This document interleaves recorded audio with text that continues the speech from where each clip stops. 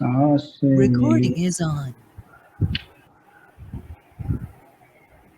चलिए, so last class में हम लोग ने ओपीसी के बारे में पढ़ा था and now we are moving towards next topic की है। चलो मैं ऐसे नहीं पढ़ाऊंगा ना, भाग जाओगे तुम लोग, ठीक है। सो लास्ट क्लास में हम लोग ने ओपीसी के बारे में पढ़ा था एंड ओपीसी का सेक्शन है section 2 sub section 62। Rule 3 of companies act में डिफाइन किया गया है 2014 में कि एक ओपीसी खोलना के लिए natural person who is an Indian citizen and resident of India can open an OPC, ठीक है। फिर shall be eligible to incorporate only one person company, एक कोई नेचुरल पर्सन हो, इंडियन सिटीजन हो या रेसिडेंट ऑफ इंडिया हो, तो वही एलिजिबल होगा वन पर्सन कंपनी को स्टार्ट करने के लिए। एक इंडिविजुअल एक ही बना सकता है ओपीसी, मेंबर एक होता है, हर एक मेंबर मतलब एक मेंबर का एक नॉमिनी होता है फॉर दैट ओपीसी। नाउ ये सवाल किसी के दिमाग में क्यों नहीं आया कि यार क्यों हम ओपीसी की तरफ जा रहे हैं, क्यों नहीं हम सोल प्रोप्राइटरशिप स्टार्ट कर लिए। सोल प्रोप्राइटरशिप भी तो ऐसा ही था, एक आदमी ही रहता है उधर भी, तो उसमें फाइनेंस खड़ी करने में दिक्कत होती होगी। ओपीसी में इजीली संस्कार नेम अच्छा ओके गॉट इट ओके हाँ संस्कार बताओ क्या बता रहे थे। फाइनेंस लेने में बैंक से लोन या फाइनेंस कहीं से भी स्टैंड करने में उसमें ओपीसी में इजी रहता है देन सोल प्रोप्राइटर में जो लायबिलिटी है वो बिल्कुल अनलिमिटेड होती है, तो रिस्क होता है अच्छा, जो प्रोप्राइटर होता है।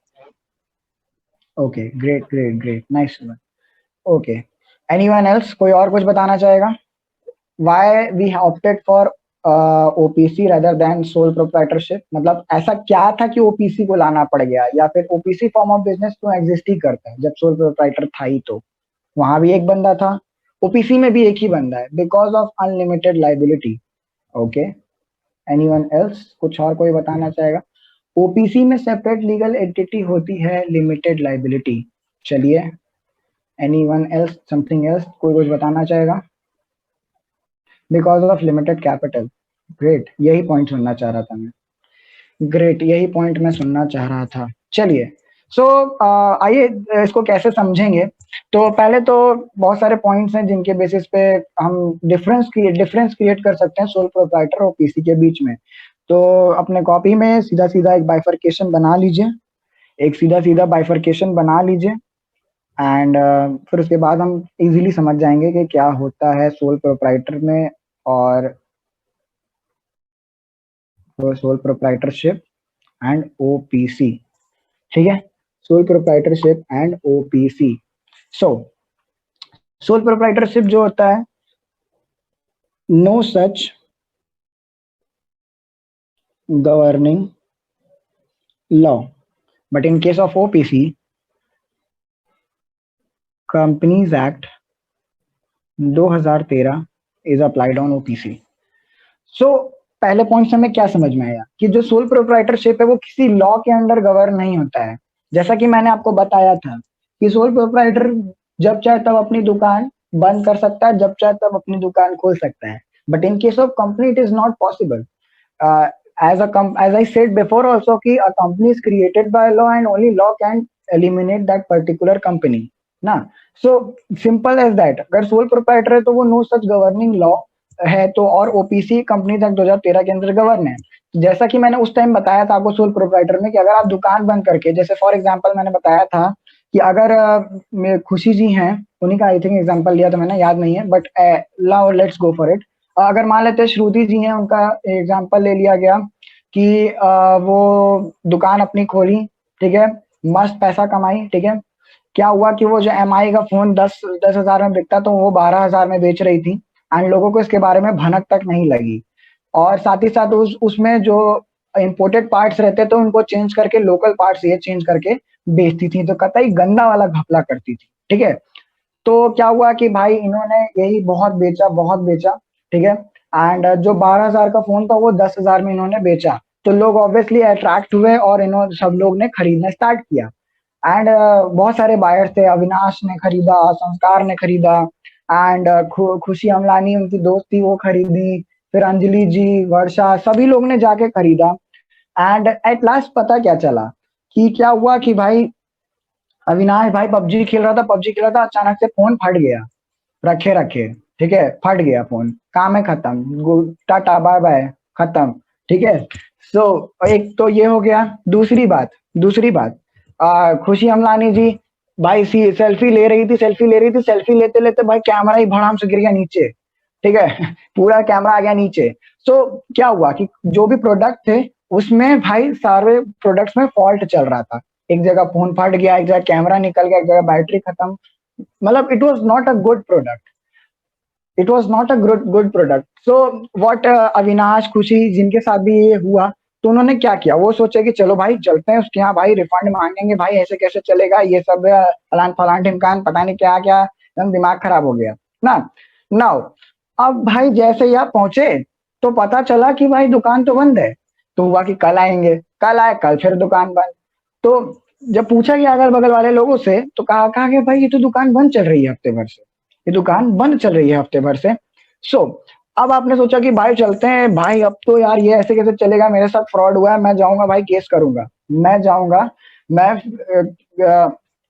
पहुंचूंगा और उसके बाद फिर केस करूंगा। बट जैसे ही गए तो क्या हुआ, एक तो हम लोग की गंदी आदत है, we don't take bill, and bill हमने नहीं लिया, एंड हम चले गए कोर्ट के पास। हमने कहा कि यार कोर्ट कोर्ट कोर्ट ये देखिए, कोर्ट कोर्ट कोर्ट ये है कि मेरा ये श्रुति चौरसिया करके एक शॉप थी एस इंटरप्राइजेज, और वहां से मैंने मोबाइल खरीदा, and I was not knowing about कि ये चीजें होंगी फोन के साथ, और मेरा फोन फट गया, मेरा सेल्फी के लेते समय कैमरा गिर गया, मेरे 4 फॉलोवर्स कम हो गए, ठीक है। सो इस वजह से मुझे बहुत दिक्कत हुआ है, and I want refund, I want case on that particular person. तो जज कहा कि भाई मुझे कुछ एविडेंस दिखाओ। हमने कहा ये एविडेंस है, देखिए ये मोबाइल फट गया, इसका स्क्रीन चिथड़ा हो गया है। वो कहा उस से मतलब नहीं है, from where you have bought show me that particular invoice, cash में मुझे दिखाओ कि आपने कहाँ से खरीदा है। देन हमने कहा कि मेरे पास नहीं है। तो कहा इधर सुनो, एक हाथ उठाया कनपट्टी पे चाटे से मारा, कहा कि भाई सुन, निकल, पहली फुर्सत में निकल।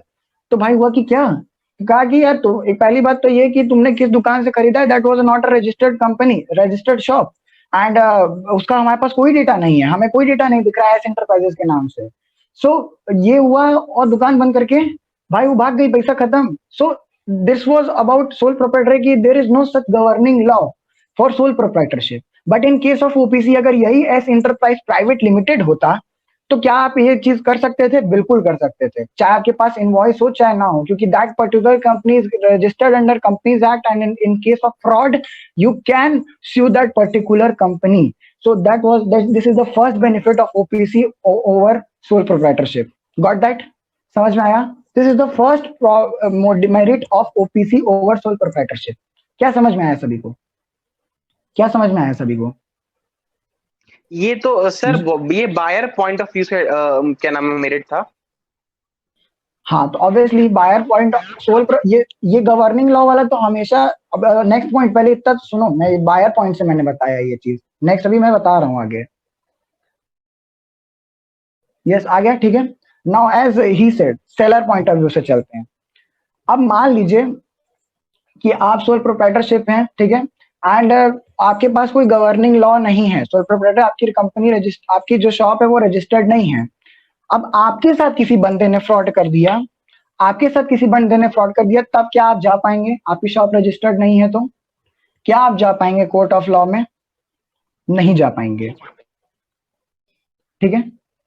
But in case of OPC अगर आपके साथ कोई फ्रॉड करता है तो you can sue, as I told you before in the characteristics of companies, that company can be sued and can sue and can be sued, मतलब आप case कर भी सकते हैं और आपके केस ऊपर हो भी सकता है। ये तभी हो पाएगा जब आप रजिस्टर्ड हो।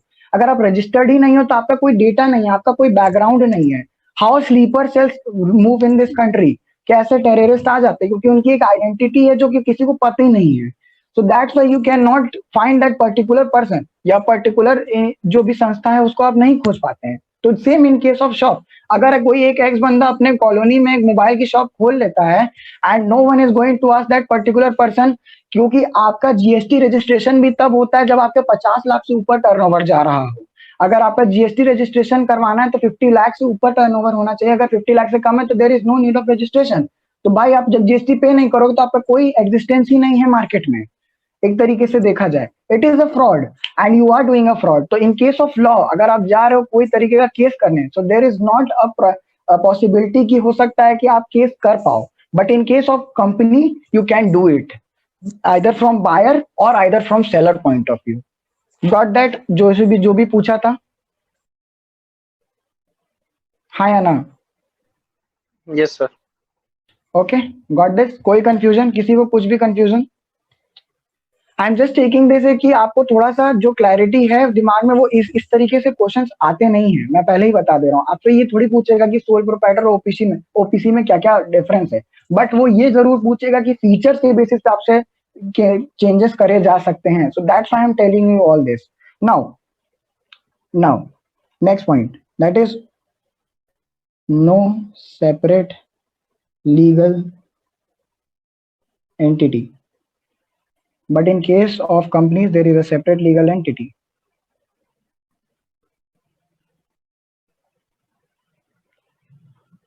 ठीक है? Now as I told you before also कि सोल प्रोप्राइटरशिप और जो शॉप है, मतलब अगर कोई ए बंदा है और उसकी कोई शॉप है, ठीक है, तो वो दोनों आपस में रिलेटेड हैं एक दूसरे से। You can not separate that particular, वो एक ही कहलाते हैं। But in case of companies form of organization there is a separate legal entity. That means the company is created by law and it is an artificial person. So there is a separate legal entity. आप उसको एक particular person की तरह treat करते हो, but in case of sole proprietorship there is no separate legal entity. So this was the difference between in case of legal separation of legal entity की अगर basis पे बात करें तो सोल प्रोप्राइटर में it is no, it is not a separate legal entity, but in case of OPC there is a separate legal entity, so that the contract can be done by company. In case of OPC आप company के नाम पे contract कर सकते हैं, but in case of sole proprietorship there is no separate legal entity, तो कुल मिला के कॉन्ट्रैक्ट आपके ही नाम पे होगा।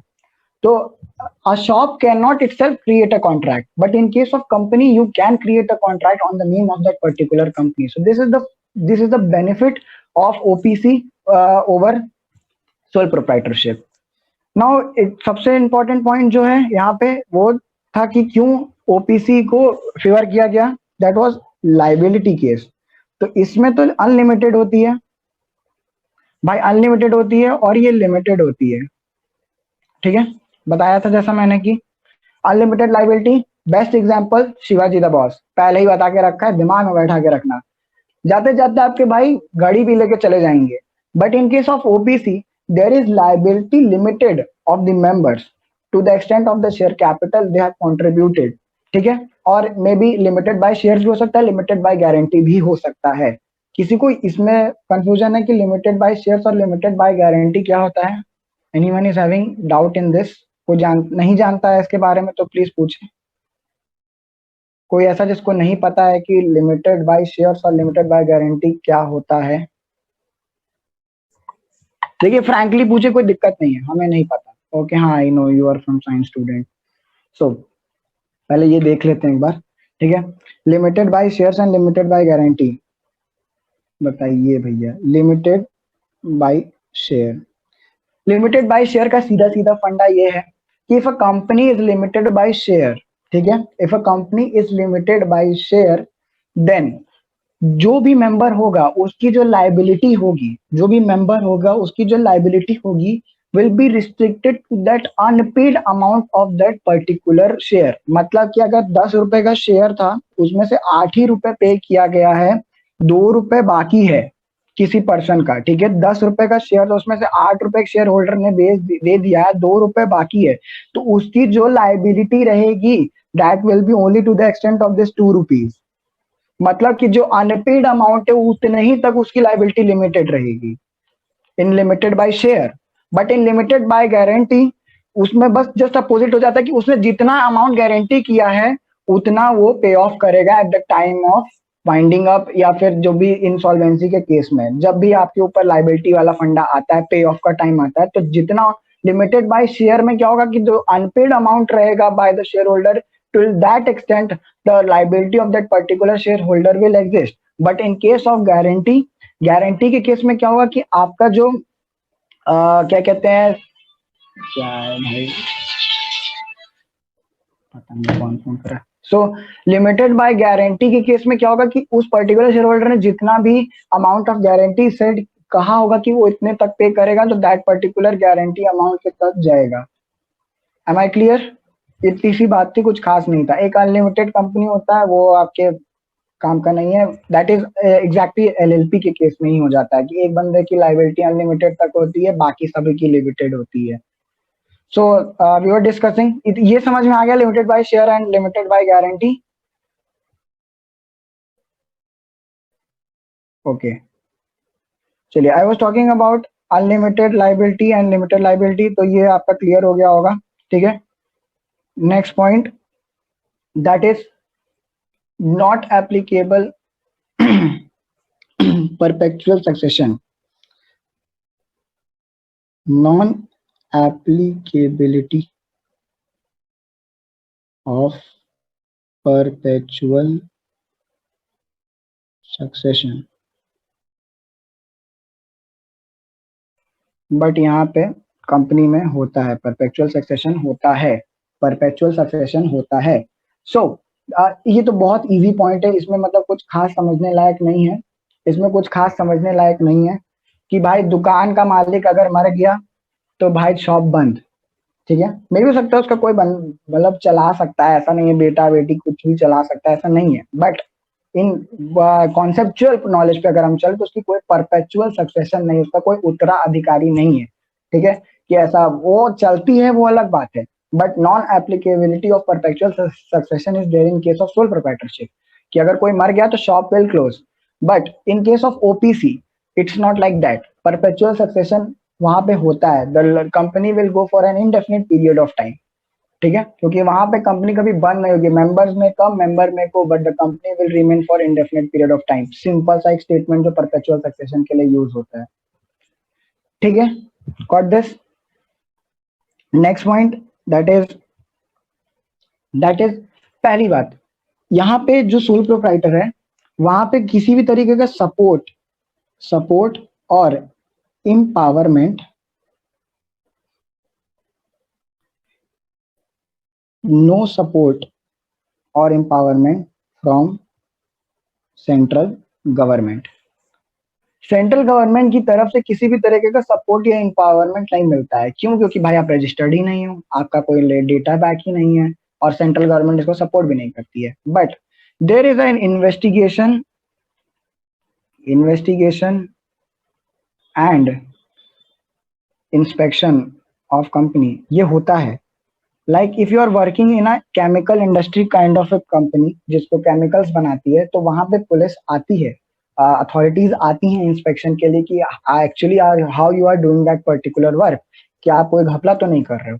बिकॉज आप एक लार्ज एरिया को सर्व करने वाले हो। लाइक फॉर एग्जाम्पल, अगर वैक्सीन बन रही थी तो वैक्सीन का काम सही तरीके से चल रहा है, तो there must should have been an inspection कि हाँ यार ऐसे ऐसे चीजें बन रही हैं। एक बार तो दौरा सभी कर रहे थे, like even in case of मतलब सीएम्स का दौरा हो रहा था कि हाँ वो जा रहे थे, देख रहे थे कि how the procedure of like Covid vaccine का किस तरीके से चल रहा है। सो कोई कंपनी तो बना रही थी उसे, या फिर कोई भी कंपनी, अलग अलग कंपनीज स्टैब्लिश्ड हुई हैं, तो उनका इंस्पेक्शन और इन्वेस्टिगेशन कभी भी हो सकता है।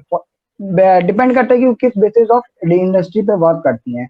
लाइक होता हर में ही है, इन्वेस्टिगेशन इंस्पेक्शन हो सकता है, बट मोस्टली केमिकल ड्रग्स ये सब वाली जो कंपनीज होती हैं वहां पे ज्यादा इसका प्रभाव रहता है for like inspection and investigation. तब भैया अगर एसपी में कोई, एसपी में ये एसपी क्या, अच्छा सोल प्रोप्राइटर में अगर कोई घपला कर रहा है तो कोई इन्वेस्टिगेशन नहीं, वहां पे इन्वेस्टिगेशन होती है, बट यार उसका एक मास रीच नहीं है ना, मास रीच नहीं है। जैसे कि सोल प्रोप्राइटरशिप की दुकान खोल के अगर तुम वहां पे, अब तुम ये सोचो कि अगर लोग देखे होगे कि वो फॉल्स ट्रेड प्रैक्टिसेस यूज करते हैं, ब्लैक मार्केटिंग करते हैं। ठीक है, करते हैं कि नहीं करते हैं? ब्लैक मार्केटिंग करते हैं और फॉल्स मेजरमेंट करते हैं, मटेरियल्स चेंज करके। आपने देखा होगा कितना सारा के पपीते का बिया पता नहीं कहाँ कहाँ किस चीज में मिलके दे रहे थे वो लोग, ऐसी बहुत सारी बातें आई हैं। So this happens in sole proprietorship. वहां पे ये तब पता चलता है जब कोई जाके कंप्लेन करता है इन कंज्यूमर प्रोटेक्शन एक्ट कि हाँ मेरे साथ ये हुआ है, ऐसा तरीके से हुआ है, तो उस बेसिस पे इन्वेस्टिगेशन होता है। बट लाइक दुकानों में घुस के ये चेक नहीं करने लगते हैं कि भाई without search warrant there is nothing like, ऐसा आप कर सकते हैं। बट कंपनी केस में it can happen in case of inspection. वही मैंने बोला ना, इंडस्ट्रीज पे डिपेंड करता है, इंडस्ट्री पे डिपेंड करता है। अब भाई आपने शॉप खोला है सामने मोबाइल का, पीछे आप बैठ के बना रहे हो ड्रग्स, तो ये तब पता चलेगा ना जब उस तरीके के कोई सोर्सेस से जानकारी प्राप्त होती है कि हाँ ऐसा कुछ काम चल रहा है। सो इस तरीके से, और ना ही किसी तरीके का सपोर्ट भी नहीं रहता है सोल प्रोप्राइटर को, कि जैसे कि अगर कोई सेंट्रल गवर्नमेंट की स्कीम आ रही है तो they will apply for the sole company form of organization, not for the sole proprietor, क्योंकि उसको तो एज एन इंडिविजुअल हम डील करते हैं, तो उसके ऊपर इनकम टैक्स इंडिविजुअल बेसिस का जाता है। बट कंपनीज कंपनीज के ऊपर तो भाई कंपनी लॉ का टैक्स के बेसिस पे जाता है ना, कंपनी फॉर्म ऑफ ऑर्गेनाइजेशन की 30% चार्ज होगा कि 25% चार्ज होगा। But in case of single person individual के टैक्स में तो उसमें तो स्लैब रेट बना है, either you follow the old tax syllabus जिसमें कि आप 2.5 लाख तक फ्री है, फिर 2.5 लाख से 5 लाख तक आपका 5% लगता है, फिर 5 लाख से 7.5 लाख तक आपका, 5 लाख से 10 लाख तक आपका वो डिफरेंस जाता है। देन उसके बाद भी बहुत सारी क्लासेस हैं, क्लासेस कह रहा हूँ, जैसे कि हाँ क्लासेस ही बेसिकली, कि जैसे कि सीनियर सिटीजन के लिए 3 लाख तक कैंसिल करके रखा गया है, जो 60 के ऊपर है बस 80 के नीचे हैं, जो 60 के ऊपर है एज में बट 80 से नीचे हैं तो उनके ऊपर 3 लाख तक है, कोई चार्ज नहीं लगता है टैक्स का। 3 लाख के बाद फिर चार्ज लगता है। फिर वही अगर वेरी सुपर सीनियर है तो उसमें आपका 80 के ऊपर वाला जाता है, तो 80 के ऊपर वाला क्या है भाई, उसमें आपको 5 लाख तक कोई टैक्स नहीं लगता है, अगर आप 80 के ऊपर और आप पैसा कमा रहे हो तो वो उसमें वहां पे कोई टैक्स का। But in case of company, foreign company को फ्लैट रेट 40% लगता है। इन केस ऑफ इंडियन कंपनी उसमें भी अलग अलग है, जैसे कि 25% नॉर्मली चार्ज होता है from the companies which are domestic companies of Indian companies में कहूँ, उसमें भी डिफरेंट स्लैब्स बनाए गए हैं, तो उतना आपको जाने की जरूरत नहीं है टैक्स में। तो सपोर्ट किस बेसिस पे, तो अगर कोई स्कीम आती है, जैसे कि अगर अब मैं टैक्स में जाके आपको समझाने लगूंगा तो थोड़ा आपको दिक्कत होगा, बट एक क्लियर सिनेरियो में सुन लो कि अगर आप एक कोई इंडिविजुअल हो, मतलब इंडिविजुअल रेसिडेंशियल हो, रेसिडेंट हो आप इंडिया के, ठीक है, तो आपको 12,500 या उससे कम तक का एग्जेम्पशन प्रोवाइड होता है अगर आपकी इनकम 5 लाख से कम है तो। ठीक है, रीति इसको कहते हैं, रेसिडेंट इंडिविजुअल। ये एक आप जब CS की पढ़ाई करोगे तो आपको इसके बारे में बहुत अच्छे से समझाया जाएगा। सो इंडिविजुअल अगर कोई दुकान खोल रहा है तो उसके ऊपर इंडिविजुअल का टैक्स स्लैब फॉलो होता है। 115 BAC एक नया अभी टैक्स स्लैब आया है जिसमें हर 5% पे बढ़ता चला जाता है कि स्लैब पे। बट वही अगर आप कंपनी फॉर्म ऑफ ऑर्गेनाइजेशन में, तो वहां आपको बहुत सारे एग्जेम्पशन भी प्रोवाइड किए, जैसे कि CSR अगर आप पे करते हो तो आपको टैक्स में छूट मिलती है, आप उसको ऐसा डिडक्शन दिखा सकते हो। ठीक है, so this is all the support which central government gives to companies, but in case of sole proprietor आपके ऊपर तो इंडिविजुअल वाला ही फॉलो होगा, तो कोई सपोर्ट नहीं है, कोई एम्पावरमेंट नहीं है। Are you getting this? समझ में आया क्या ये पॉइंट? किसी को कोई दिक्कत इस पॉइंट में? Please please please respond. ठीक है, फिर एक और पॉइंट, बहुत ही चिंदी सा पॉइंट है ये। ठीक है, चिंदी सा पॉइंट है।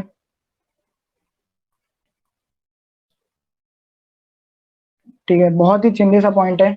Meeting is not required, meeting is not required. ठीक है, बट कंपनी फॉर्म में एटलीस्ट 2 बोर्ड मीटिंग तो होनी ही होनी है अगर आपके मल्टीपल डायरेक्टर्स हैं तो, मल्टीपल डायरेक्टर्स हैं तो मतलब कि अगर आप सोल प्रोप्राइटरशिप के फॉर्म ऑफ ऑर्गेनाइजेशन को रन कर रहे हो तो वहां पे मीटिंग कोई रिक्वायर्ड ही नहीं। भाई एक ही बंदा है कि क्या मैगी के पैकेट से थोड़ी मीटिंग करेगा, उनको कौन सा बहुत बड़ा लार्ज स्केल पे वो वर्क कर रहे हैं कि भाई मीटिंग बुलाएंगे, या उनकी दुकान पे कौन सा फ्रिज गेल आके बैठता है कि आओ भाई आओ 6 रन मार के तुम्हारा भाई मैगी निकाल देंगे, ऐसा ऐसा कुछ ऐसा तो करता नहीं है वो। ठीक है, so there is no kind of meeting which is going to happen in sole proprietorship. But in case of OPC, OPC में आपका 2 बोर्ड मीटिंग होना कंपलसरी है कंपनी फॉर्म ऑफ ऑर्गेनाइजेशन में। ओपीसी हो चाहे बोर्ड मीटिंग ऐसे भी आपका जो कंपनी के लिए भी होता है, तो 2 बोर्ड मीटिंग होना कंपलसरी है। बट मल्टीपल डायरेक्टर्स होना इस काइंड ऑफ ओपीसी में जो इंपॉर्टेंट है, तो वो आपको एक पॉइंट याद रखना कि अगर मल्टीपल डायरेक्टर्स हो तभी। ठीक है, Now, audit is not required. Audit नहीं होता है, ऑडिट नहीं होता है, बट इसमें ऑडिट होता है, मैंडेटरी ऑडिट होता है। As you all know, company में कौन काम करता है? सीए। सीए क्या करता है? ऑडिट ही तो करता है। सीएस क्या करता है? सेक्रेटरियल ऑडिट करता है। तो there is auditing process is mandatory in case of company form of organization, but दुकान वाला क्या कर रहा है? कौन ऑडिट करने जा रहा है? अब जैसे हम और आप अभी, जैसे लाइक फॉर एग्जांपल, अगर मैं कह लूं कि क्रैकेट ही है, तो क्रैकेट का कोई रजिस्ट्रेशन नहीं है, सिंपल। ठीक है, बहुत सारी कोचिंग है जो बनारस में वर्क कर रही है। क्यों? क्योंकि रजिस्ट्रेशन कराने के लिए आपको एक एक्सटेंट तक पहुंचना रहता है, जो कि हमारा मोटिव है ही नहीं। हमारा मोटिव हेल्प करना है। So it's kind of a helping nature which is going on. It is kind of a social work which is going on.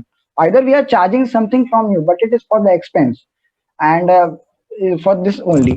So audit compulsory नहीं होगा। हमारा कोई भाई, हमारे यहाँ ऑडिटिंग ऑफिसर थोड़ी आके कहेगा कि भाई दिखाओ कितना तुम्हारा पैसा आया, क्या हुआ, कुछ नहीं। But in case of companies it will happen. Audit करना इज कंपल्सरी, मैंडेटरी है ये। So for all this, these, ये जो लास्ट के 2-3 पॉइंट्स है, ये कि कोई फीचर नहीं है, but it is how the OPC is different from sole proprietor. From these points जो हमने पॉइंट्स पढ़े, इन बेसिस पे ओपीसी डिफरेंट है। और कुछ फायदे भी हैं, जैसे कि परपेचुअल सक्सेशन, फिर limited liability, separate legal entity followed by company act, ये सब इसके मेरिट्स में आ गया over OPC, over sole proprietorship. ये समझ में आ गया सभी को? हाँ या ना बताइए, प्लीज रिस्पॉन्ड कीजिए। Yes sir. Okay, got. चलिए, बहुत बढ़िया, बहुत ही बढ़िया। नाउ नेक्स्ट पॉइंट, रूल 3, जो कि इनकॉर्पोरेशन, कंपनीज इनकॉर्पोरेशन जो एक्ट था, कंपनीज इनकॉर्पोरेशन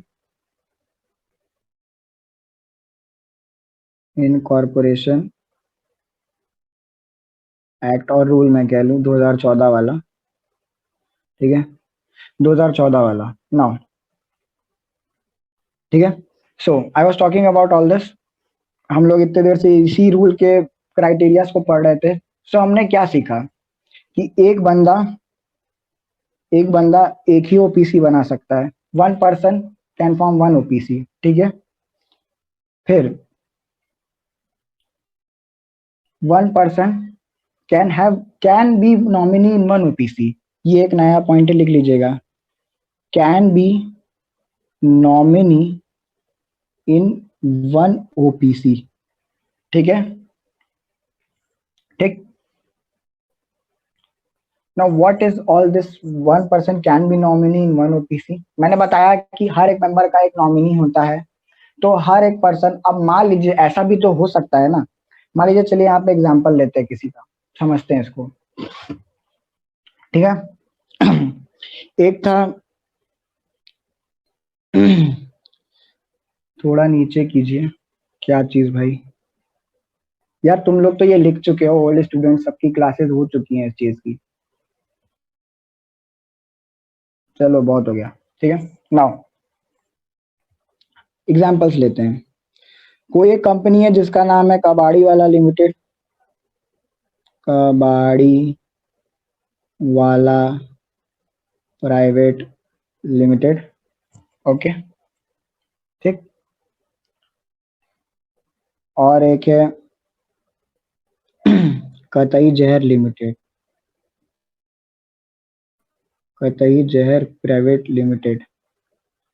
ठीक है, एक कबाड़ी वाला प्राइवेट लिमिटेड है, एक कतई जहर प्राइवेट लिमिटेड है। ठीक है,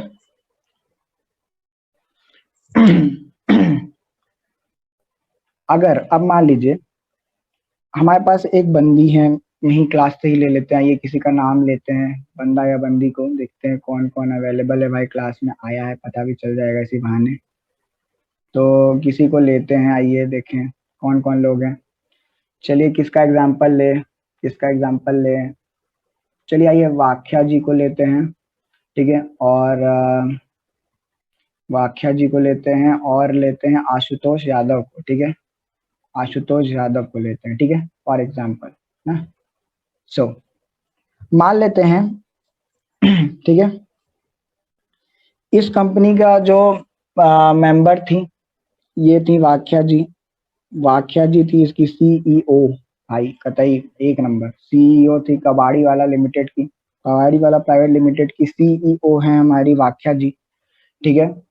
एंड यहाँ पे आशुतोष जी हैं। आशुतोष जी हैं, ये हैं इस कंपनी के सीईओ। ठीक है ना। अब वाक्या जी जो हैं, वाक्या जी जो हैं आशुतोष की बहुत अच्छी फ्रेंड है। ठीक है। तो आशुतोष ने कहा कि क्या आप मेरे कंपनी की नॉमिनी बनेंगी? तो वाक्या जी ने कहा बिल्कुल, क्यों नहीं, क्यों नहीं। वाक्या जी ने कहा बिल्कुल, मैं आपकी कंपनी की नॉमिनी बन जाती हूँ, नो इश्यूज, नो इश्यूज। ठीक है। ये अभी इतना, ये जो चार टेप्स को बना सकते हैं, अगर किसी को बनाना है तो आप बना लीजिए। ये समझने का सबसे बेस्ट तरीका है इसको। अगर कोई बना रहा है तो प्लीज बता दे, कोई बना रहा है क्या? सर स्क्रीनशॉट ले लिया, आप आगे कंटिन्यू कर सकते हैं। Okay okay okay. ठीक है। नाउ आई वाज टेलिंग कि वाक्या जी सीईओ हैं एंड आशुतोष भी सीईओ हैं। और वाक्या जी आशुतोष की जो कंपनी है उसमें नॉमिनी भी हैं। तो एक प्रोविजन है वो ये बोलता है, जैसा कि हम लोग ने पढ़ा कि one person can be nominee in one OPC, ये पॉइंट हम लोग ने पढ़ा। फिर एक ये पॉइंट है कि member in one OPC and nominee in other OPC is allowed, जो कि यहाँ हो रहा है। यहाँ पे वाक्या जी एक मेंबर हैं, मेंबर भी हैं, सीईओ हैं। ठीक है। मेंबर हैं इन एक्स, मतलब कोई एक कबाड़ी वाला प्राइवेट लिमिटेड में वाक्या जी मेंबर हैं। और फर्दर क्या बोला गया, and nominee in other OPC is allowed. आप यहाँ पे दूसरी ओपीसी, ये भी एक ओपीसी है, ये भी एक ओपीसी ही है, इसमें वाक्या जी जो है वो नॉमिनी अलाउ बनी है, तो ये अलाउड है। ऑब्वियसली मेंबर भी अलाउड है और एक दूसरी ओपीसी में आप नॉमिनी अलाउड है। बट अगर ऐसा कुछ होता है, but if the OBC where, जहां पे आप नॉमिनी थी, ठीक है, और उसका जो मेंबर था, उसका जो मेंबर था that is Ashutosh in this example, member है ना यहाँ, दूसरी ओपीसी का मेंबर कौन है? आशुतोष। ठीक है। वो बाय चांस किसी दिक्कत की वजह से मौत हो जाती है, किसी दिक्कत की वजह से मौत हो जाती है। प्लीज ऐसा, दिस जस्ट एग्जांपल, दिल पे मत लीजिएगा कोई भी लोग।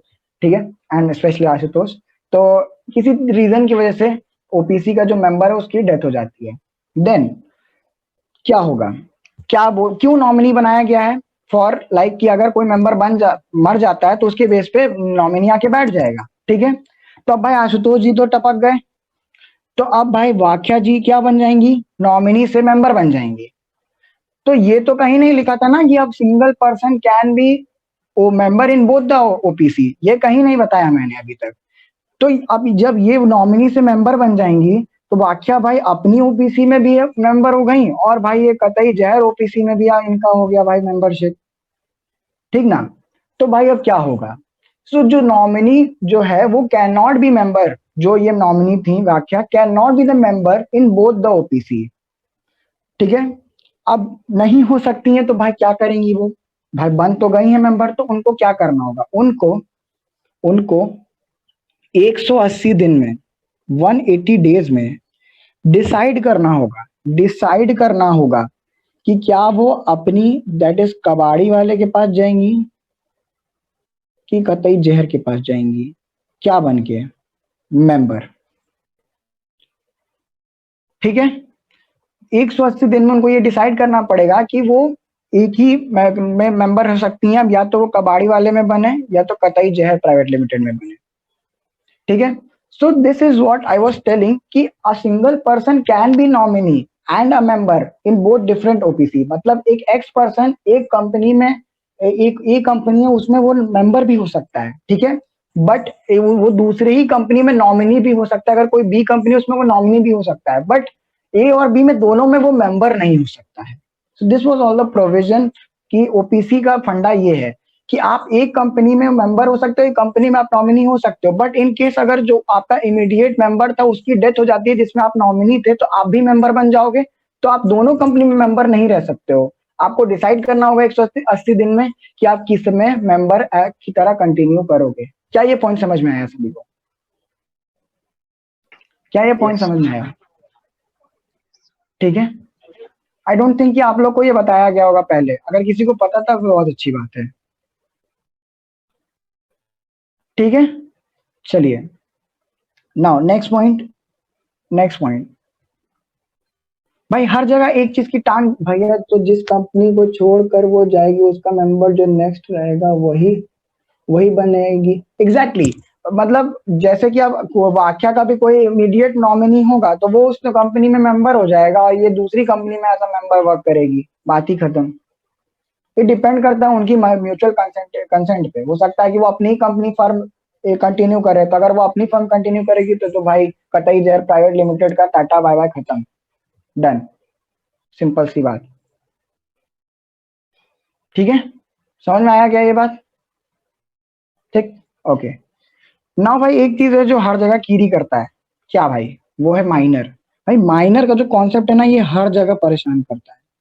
माइनर, सो कोई भी minor can not be a member, can not be a member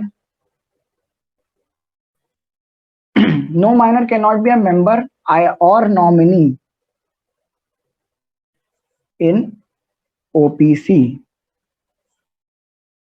ठीक है, और अगर वो होता भी है, अगर वो होता भी है तो ओनली टू द इंटरेस्ट, मतलब किसी प्रॉफिट एक्सटेंट तक। अगर वो किसी कंपनी में एज अ नॉमिनी या मेंबर बनता है, पहली बात तो ये अलाउड ही नहीं है, can not be a member और नॉमिनी इन ओपीसी। बट अगर होता भी है तो वो इंटरेस्ट तक ही लिमिटेड रहेगा, जैसा कि हम लोग ने पार्टनरशिप में पढ़ा है कि वो भाई क्या कहते हैं उसका, कि वो प्रॉफिट कंट्रीब्यूट मतलब वो नहीं करेगा, लॉस नहीं बियर करेगा, ये सब कुछ नहीं करेगा, but to that extent of profit उसको एज अ पार्टनरशिप फॉर्म में माइनर इज अलाउड। तो that this is simply that in case, यही यही वही सेम केस है कि आप मेंबर नॉमिनी कुछ नहीं हो सकते हो, आपको पार्टनर नहीं बोला जाएगा, उसमें भी एज पार्टनर नहीं बोला जाएगा, बट आपको इंटरेस्ट के रूप में एज अ पार्टनर रखा जा सकता है। तो सेम केस ओपीसी में भी है कि मेंबर और नॉमिनी आप नहीं हो सकते हो, बट आपको इंटरेस्ट के लिए सीमित किया जा सकता है। बहुत सिंपल सा बात। ठीक है, फिर next point, no section 8 company. भाई सेक्शन 8 कंपनी का कोई एग्जांपल बताएगा? मैंने बता के रखा है। सेक्शन 8 कंपनी का कोई example, anyone from your side? Being human,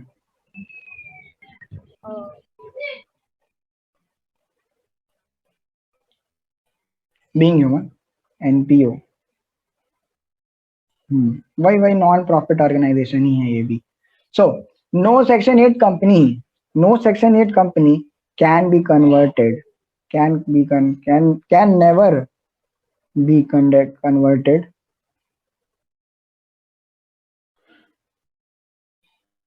into OPC। कोई भी section 8 company that is like for example being human can never be converted into OPC. अगर वो एक बार सेक्शन 8 में रजिस्टर्ड हो गई तो वो सेक्शन 8 ही रहेगी। ठीक है, को ओपीसी में फॉर्म में कन्वर्ट नहीं किया जा सकता।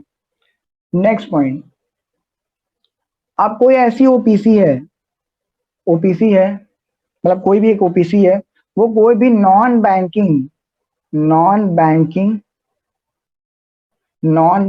Financial investment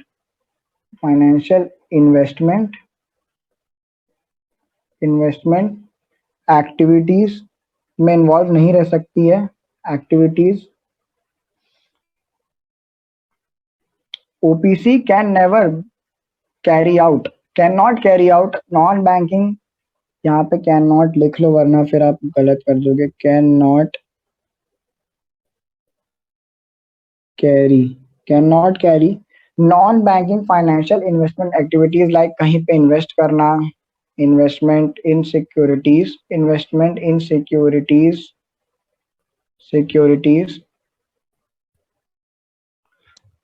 of body corporate. OPC cannot carry out any non-banking financial investment activities, including investment in securities of body corporate। simple point। ठीक,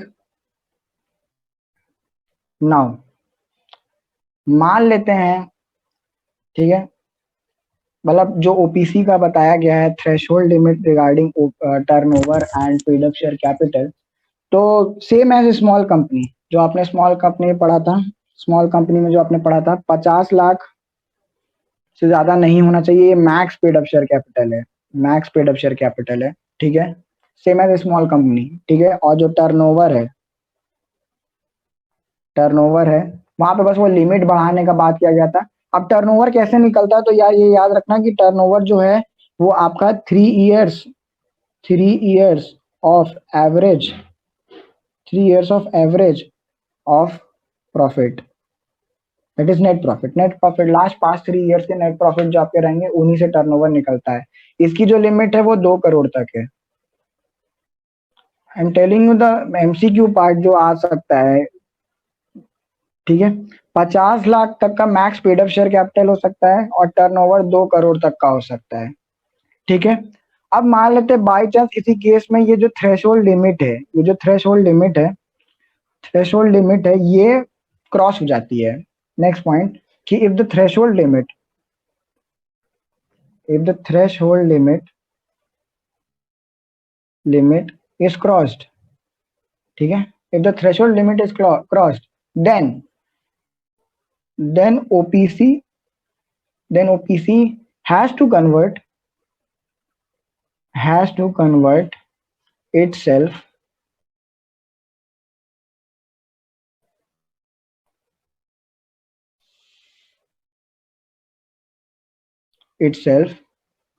has to convert itself into private or public company, private or public company within 6 months,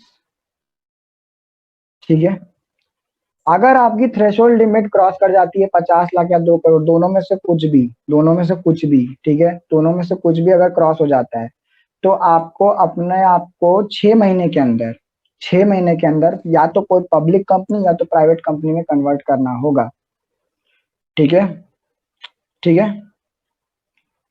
और अगर आप मतलब ये limit जो है, अगर आप ये जो लिमिट है इसको बिना क्रॉस किए हुए ही, जैसे अगर आपकी ओपीसी को अभी खुले 1 ही साल हुआ है, आपकी ओपीसी को खुले अभी 1 ही ईयर हुआ है ओपीसी को, और आप चाहते हो कि मैं इसे कन्वर्ट करा लूँ आइदर इन प्राइवेट और पब्लिक, ठीक है, पब्लिक, इसमें एमसीए की हेल्प से लिमिट बढ़ा सकते हैं।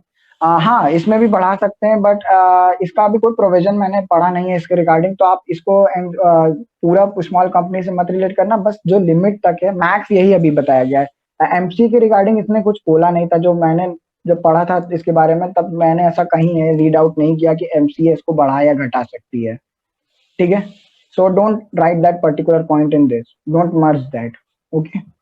No, I was talking about 1 year, अगर आपकी ओपीसी को जाते हो और आप चाहते हो कि भाई प्राइवेट और पब्लिक कंपनी में कन्वर्ट कर ले, ठीक है, सो ये कभी नहीं हो सकता है। If you voluntarily want to convert your OPC into a private company or a public company, so it can only be done, so it can only be done, so it can only be done after 2 years of incorporation, after 2 years of incorporation, मतलब at least आपकी OPC को, at least आपकी OPC को, आपकी OPC को 2 साल पूरा हो जाना चाहिए, तभी आप अपनी ओपीसी को कन्वर्ट कर सकते हो वॉलंटरली किसी पब्लिक या प्राइवेट कंपनी में without breaking that threshold limit. और अगर आप चाहते हो कि भाई 2 साल से पहले हो जाए तो भाई पटाख से थ्रेशोल्ड लिमिट तोड़ दो, जो भी थ्रेशोल्ड लिमिट है that is of 50 lakh and 2 crore, उसको आप जो तोड़ दो और 6 महीने के अंदर प्राइवेट या पब्लिक में कन्वर्ट करा लो, आपकी मर्जी। क्या यह समझ में आया? बताइए, बताइए, समझ में आ गया क्या? बहुत इजी पॉइंट था, सिंपल से। मैं एक बार फिर से रिपीट कर दे रहा हूँ कि ओपीसी का max paid up share capital 50 lakh रुपए है, थ्रेश और टर्नओवर 2 करोड़ तक है, एज इसमें सेम है स्मॉल कंपनी। अब आप चाहते हो अगर ये गलती से ये जो थ्रेशोल्ड लिमिट है ये क्रॉस हो जाती है 50 लाख या 2 करोड़ की, दोनों में से कुछ भी, ठीक है, तो आपको अपने आप को 6 महीने के अंदर प्राइवेट या पब्लिक कंपनी में कराना होगा। ये तो लॉ के थ्रू हुआ, बट अब अगर आप चाहते हो कि वॉलेंटरली मैं पब्लिक या प्राइवेट कंपनी में चेंज हो जाऊं तो ये पॉसिबल नहीं है। तब तक पॉसिबल नहीं है अगर आपकी ओपीसी को 2 साल नहीं हो गए हैं। अगर आपकी ओपीसी को 2 साल हो गए हैं तो you can change that particular OPC into public और प्राइवेट कंपनी वॉलेंटरली।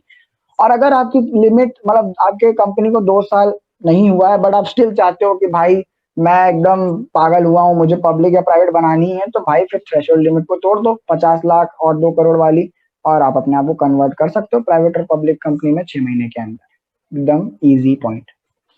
सो क्या ओपीसी समझ में आ गया सभी को? ओपीसी समझ में आ गया क्या सभी को? ठीक है। So here we end OPC, here we end OPC. कोई मेरे को टाइम बताएगा कितना टाइम हुआ, सो दैट अगर ऐसा टॉपिक तो नहीं है जो स्टार्ट किया जा सकता है अभी, मतलब 9 हो गया है, हाफ एन आवर और खींचते हैं। ठीक है, हाफ एन आवर और भी तो बाकी है, 9:30 तक क्लास रहती है, तो हाफ एन आवर करते हैं, कोई दिक्कत नहीं है ना किसी को? हाफ एन आवर एक्सटेंड करते हैं। ठीक है, 9 बज रहा है, ठीक है, ओके ग्रेट। तो 9:30 तक करते हैं class, half an hour extend करते हैं। ठीक, चलिए। किसी को दिक्कत तो नहीं है भाई साहब? आज कोई क्लास वैसे भी नहीं हुई है, तो शांति से बैठे रहना। ठीक है यार, फोन इज नॉट चार्ज। चलो, तो आइए अब चलते हैं होल्डिंग और सब्सिडरी की तरफ। यार ये पॉइंट मैं चालू नहीं करना चाह रहा हूँ, क्योंकि सब्सिडरी बताएंगे तभी होल्डिंग बता पाएंगे, ऐसे तो हो नहीं पाएगा, वरना समझ में नहीं आएगा। कोई दूसरी कंपनी कर लेते हैं, चलो कोई दूसरी कंपनी कर लेते हैं यार। अब एसोसिएट कंपनी मत कीजिए, क्या नहीं कीजिए, बस हो गया है, वो इतना सा पॉइंट पड़े ओपीसी में, खत्म करें क्लास, हट हट। ऐसे थोड़ी होता है। चलिए, और नेक्स्ट अभी देख लेते हैं एसोसिएट कंपनी को। बट यार एसोसिएट और एसोसिएट भी समझाने के लिए आपको होल्डिंग सब्सिडरी पता होना चाहिए।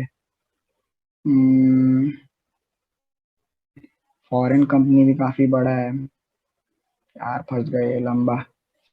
चलो होल्डिंग सब्सिडरी ही करते हैं, कोई नहीं, वो उसको बताएंगे नहीं तो आगे वाले पॉइंट समझ में नहीं आएंगे, रिलेट नहीं करा पाओगे फिर आप अपने आप को। चलो तो चलिए होल्डिंग और सब्सिडरी स्टार्ट करते हैं, होल्डिंग और सब्सिडरी स्टार्ट करते हैं। ठीक है, होल्डिंग और सब्सिडरी स्टार्ट। क्या भैया हम क्या बोल रहे हैं, आप क्या समझ रहे हैं? अरे हाँ चलो ठीक है, चुप रहो। चलो next start. Holding company, holding company कोई सेक्शन बताएगा क्या? कोई सेक्शन होल्डिंग कंपनी का? Section 2 sub section 46। 42 नहीं है ज्योति रानी जी, 42 नहीं है। 46 46 46 46, सेक्शन 2 सब सेक्शन 46।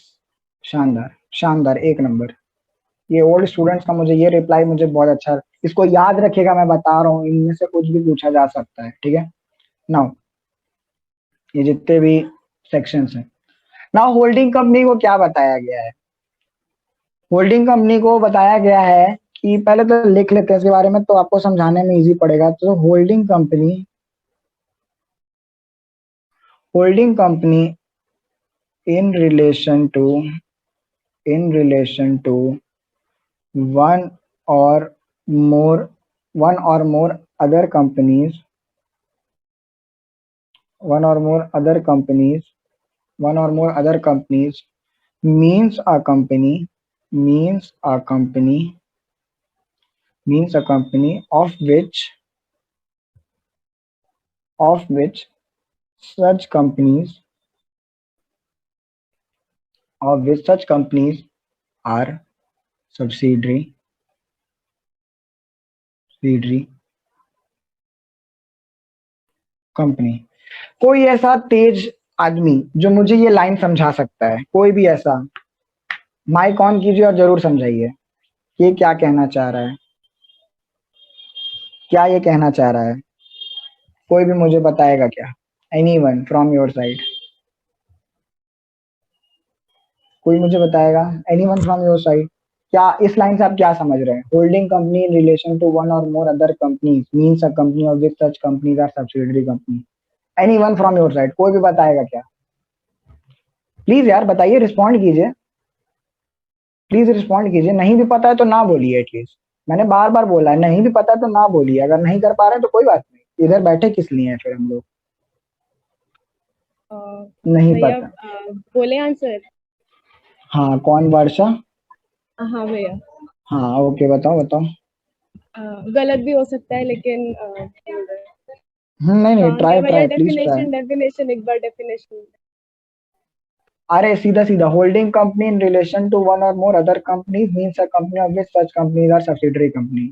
ये मैंने हाँ लिखवाया हुआ है तुम लोग को तो नोट्स में। हाँ हाँ। एक तो सेकंड भैया रुको, मैं होल्डिंग, तुम्हें डेफिनेशन दिखा रहा हूँ। ये टेलीग्राम पे बहुत मैसेज आ रहा है, इसको ऑफ कर देते हैं यार, नरक कर देंगे वरना ऐसे। अम, ऐसे मैसेजेस आएंगे तो पागल हो जाऊंगा। होल्डिंग कंपनी, चलिए पहले आप बता लेने दीजिए फिर। हाँ, लो भाई देखो डेफिनेशन और बताओ। होल्डिंग कंपनी वैसा कंपनी कंपनी इन जिसका, रिलेशन, हेलो, बोलो बोलो बोलो बोलो बोलो बोलो, सॉरी बोलो। Holding company in relation to one or more other company, यहाँ पे भैया इन रिलेशन जो बोल रहा है वो one or more other company यानी जो कि सब्सिडरी कंपनी है उसके बारे में।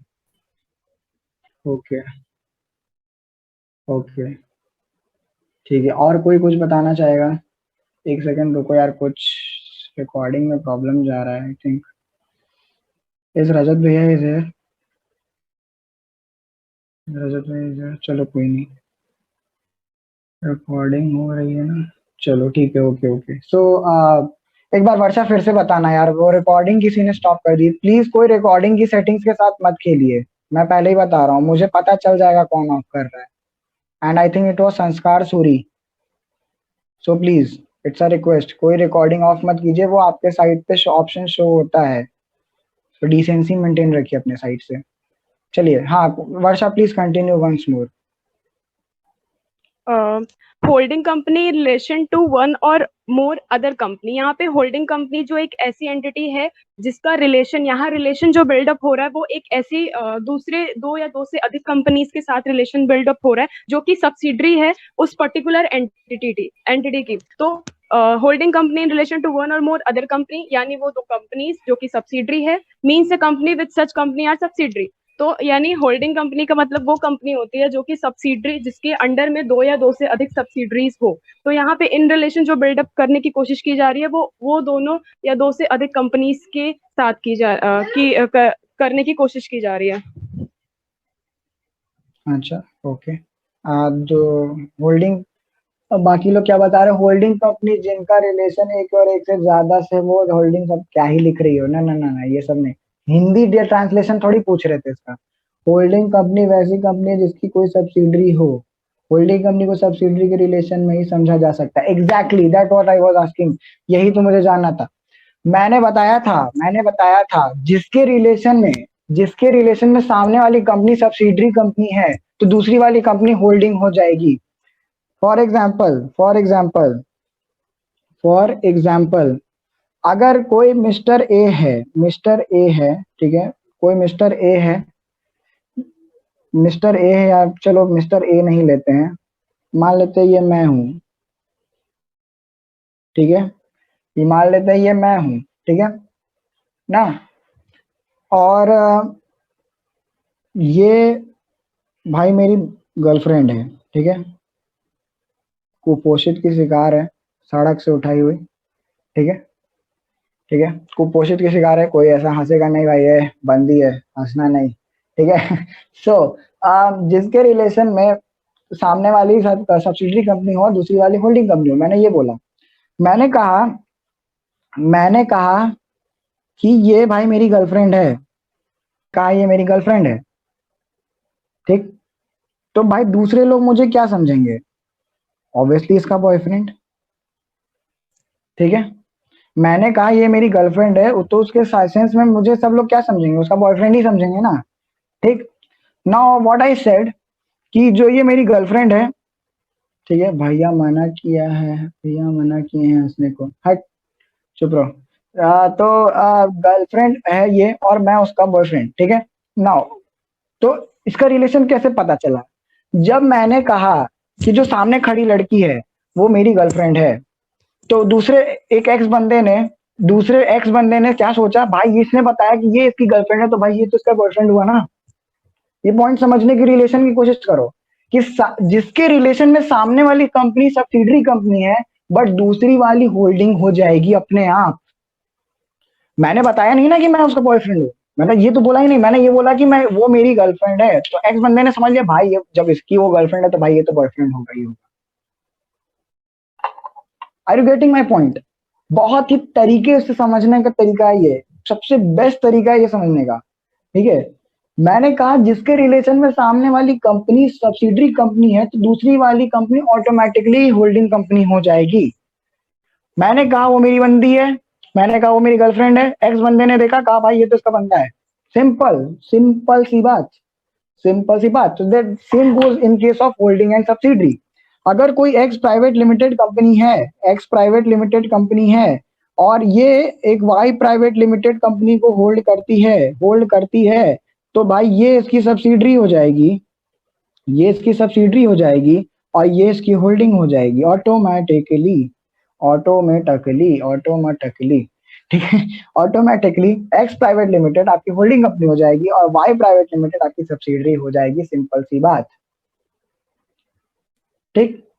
नाउ कैसे आप सब्सिडरी बन जाते हो किसी की, तो उसको समझने के लिए आपको समझना पड़ेगा सब्सिडरी कंपनी को, कैसे कोई किसी की सब्सिडरी बन जाती है। तो इसको समझने के लिए आपको सब्सिडरी कंपनी समझना पड़ेगा। अब भाई सब्सिडरी कंपनी क्या है? तो सब्सिडरी कंपनी डिफाइन है सेक्शन 2 सबसेक्शन 87 में, ठीक है। इसमें बोला गया है in relation to any other company,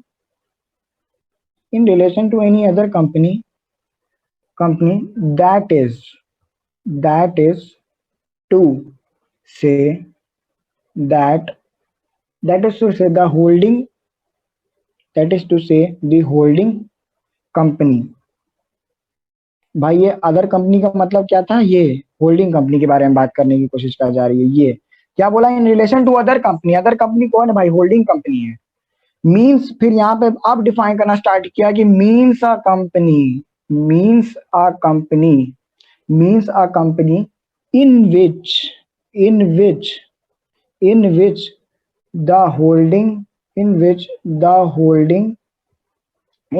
holding company, अब ये होल्डिंग कंपनी के रिलेशन में बात कर रहा है सब्सिडरी के बारे में, तो कहा कि इन विच द होल्डिंग कंपनी, पहली बात, controls the board of directors, controls the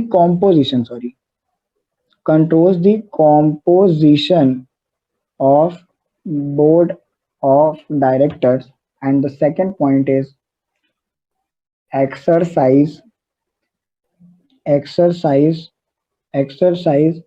or controls more controls more than one half of the total voting, controls or exercise or controls more than one half of the total voting right at its own or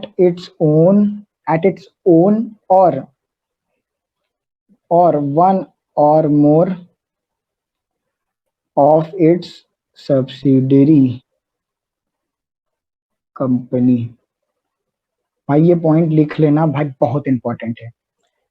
क्या जाना हमने कि subsidiary company in relation to any other company, that is to say that holding company means a company in which holding company क्या करती हो?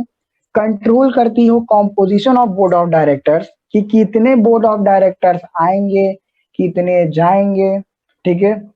और इसको हम आगे भी समझेंगे, पहले फर्स्ट पॉइंट सुन लीजिए। Controls the composition of board of directors, क्या उसका जो बोर्ड ऑफ डायरेक्टर्स उसकी जो कॉम्पोजिशन है उसको वो कंट्रोल करता हो, या फिर कंट्रोल करता हो मोर than one half of the total voting powers at its own और one or more of its subsidiaries. या तो वो खुद ओन करता हो या उसकी कोई एक या एक से ज्यादा सब्सिडरी होल्ड करती हो, तो वो भी उसकी सब्सिडरी कंपनी कहला जाएगी। वो समझ में तो आया नहीं होगा? ये नहीं समझ में आया ना? बताइए, समझ में तो आया नहीं होगा क्या कहना चाह रहा हूं मैं? बताइए, समझ में आया क्या? आया? नहीं आया ना? नहीं आया ना? चलो भाई देख लेते हैं एग्जाम्पल से, ठीक है। ठीक है, आइए पहला पॉइंट क्या था, composition of board of directors को कंट्रोल करता हूं ना। अब एक एग्जांपल लेते हैं सिंपल सा, एक है टकलू लिमिटेड, एक है टकलू लिमिटेड, ठीक है, एक है टकलू लिमिटेड, ठीक है, और एक है चादर लिमिटेड, एक है टकलू लिमिटेड, एक है चादर लिमिटेड, ठीक है। अब ये जो टकलू लिमिटेड है, ये जो टकलू लिमिटेड है, ये इसकी होल्डिंग कंपनी है, ठीक है, ये इसकी होल्डिंग कंपनी है। तो अगर ये होल्डिंग कंपनी है तो ये क्या ऑटोमेटिकली हो जाएगी, सब्सिडरी कंपनी ना, ठीक है। अब ये जो पॉइंट था कि composition of board of directors का मतलब जो था, तो इसका मतलब ये है कि अगर होल्डिंग कंपनी या तो अपॉइंट कर सके, अपॉइंट और रिमूव, अपॉइंट और रिमूव, अपॉइंट और remove the majority, the majority of board of directors, that is composition. इसी को हम composition of board of directors कहते हैं, कि उसमें किसी भी बोर्ड ऑफ डायरेक्टर्स को अपॉइंट करना या फिर उन्हें रिमूव करना मेजॉरिटी बेसिस पे, तो हम उसको कहेंगे कि वो कंपनी होल्डिंग कंपनी हो जाएगी। अगर चादर लिमिटेड में टकलू लिमिटेड अपॉइंट भी कर सकती है और रिमूव भी कर सकती है majority of board of directors को, तो हम ये कहेंगे कि वो कंपनी टकलू लिमिटेड होल्डिंग कंपनी है किसकी, चादर लिमिटेड, और चादर लिमिटेड क्या है, सब्सिडरी लिमिटेड। इसको एक अच्छे तरीके से एग्जांपल से समझा जाए तो एक है बॉटल लिमिटेड, ये आपको रिलेटेड लगेगा, एक है बॉटल लिमिटेड, एक है ढक्कन लिमिटेड, ढक्कन लिमिटेड, ठीक है, ठीक ठीक ठीक। एक है बॉटल लिमिटेड, एक है ढक्कन लिमिटेड, ठीक है। अब जो ये है क्या कहते हैं, मैंने बताया कि पहले तो मैंने ये बताया कि one half of the total voting rights वाला एक मैंने पॉइंट बताया था। देखो पहले तो आप ये वाला एग्जांपल समझ लो, कॉम्पोजिशन के लिए I think the best example is this, क्योंकि इसके बाद बॉटल ढक्कन लिमिटेड से मैं कुछ और समझाऊंगा, वो पॉइंट उसके लिए बेस्ट बचेगा। देखो जैसे कि एक टकलू लिमिटेड है, एक चादर लिमिटेड है। अब जो चादर लिमिटेड है उसके अंदर जो टकलू लिमिटेड है वो अपॉइंट भी कर रही है और रिमूव भी कर रही है majority of board of directors को, majority of board of directors के को, तो उसको हम कहेंगे composition of board of directors, मतलब कि टकलू लिमिटेड होल्डिंग हो जाएगी और चादर लिमिटेड सब्सिडरी हो जाएगी। ये बात समझ में आई किसी को, ये बात किसी को समझ में आई, कितनों को समझ में आई, सिंपल था, सिंपल था ना, सिंपल था, ये पॉइंट तो समझ में आया। सभी लोग रिस्पॉन्ड करें, जो लोग अभी शुरुआत में नहीं बोल रहे थे स्पेशली वो बताइए, बताइए। श्रुति गुप्ता जी आपको समझ में आया,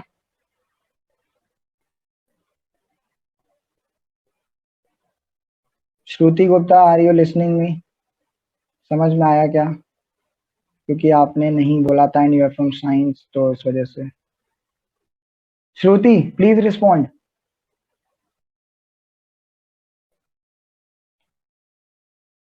एक बार फिर से बताइए।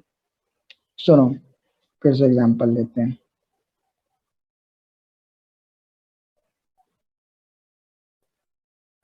इसको मिटा देते हैं यार, ठीक है,